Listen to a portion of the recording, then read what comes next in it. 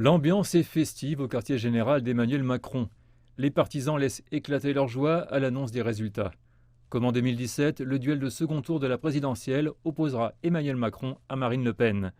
Le président sortant a salué dimanche soir ses soutiens, tout en appelant à fonder un grand mouvement politique d'unité. J'invite solennellement nos concitoyens, quelle que soit leur sensibilité et quel qu'ait été leur choix au premier tour, à nous rejoindre.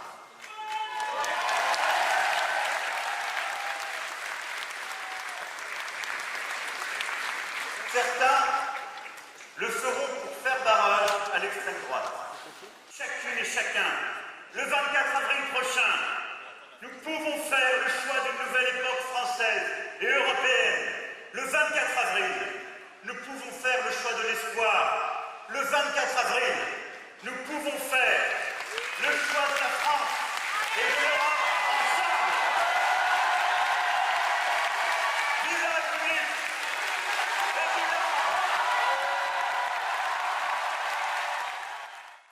Applaudissements et cris de joie ont résonné au quartier général d'Emmanuel Macron. Réunis à la porte de Versailles, ses soutiens sont satisfaits du score et pensent déjà à l'avenir. J'ai voté Macron cet après-midi. Moi, je suis particulièrement penché sur toutes les questions sociales. Il y a beaucoup de mesures sociales dans son programme, beaucoup de mesures qui étaient déjà portées en 2017, mais qui le sont d'autant plus aujourd'hui. Si on pense notamment au revenu universel d'activité, la solidarité à la source, etc., c'est des parties du programme qui sont particulièrement mises en avant lors de cette présidentielle et que je soutiens évidemment.